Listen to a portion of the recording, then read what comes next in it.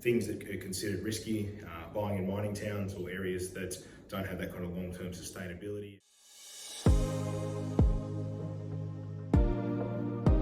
So hey guys, Justin to pick it back with you for another video. Just wanted to chat to you about how to reduce your risk when purchasing a property. So obviously when we're purchasing a property and we're in a financial scenario, the banks are obviously going to look at our scenario really from a risk perspective to see if they want to take it on and what's going to be a safe bet to them, essentially. So things that are considered risky, buying in mining towns or areas that don't have that kind of long-term sustainability and might be a new off-the-plan purchase, as well as another thing that can be considered risky to a lender.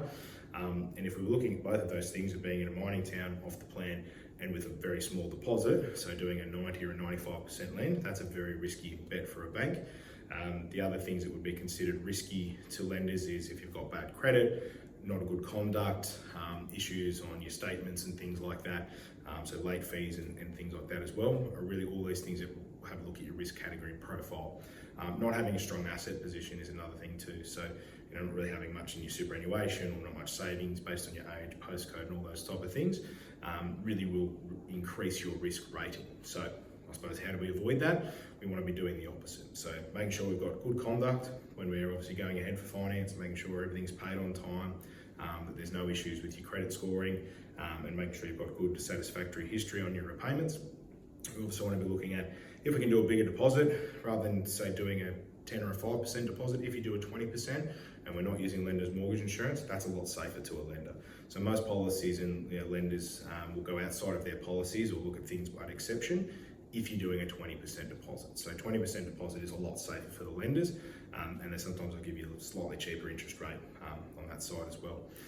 The other side of that too is really making sure that you're buying an asset that's in a good location, so metro, not looking in regional, not looking way out west and there's a lot of speculation.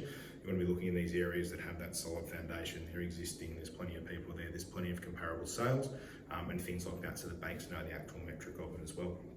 And the other thing is also buying an asset that's going to perform and increase in value over time. So, if you do a 20% deposit on a property worth, 300,000 and you get a loan of 240,000, if that property then, obviously goes up to say 400,000 as an example, then obviously your LVR, your loan to value ratio, decreases, which means it's more of a safer bet. So you've got an asset that's worth 400,000 and there's only owing of say 240,000 on it, you're going to have a pretty low debt to income ratio there of only about 60%. So that's something that really is going to be a lot stronger to the banks, and then they'd be willing to lend you more and obviously have a look at your asset position as well. So those are some key things to maybe look at if you're trying to increase your credit profile or that risk position on where you're at.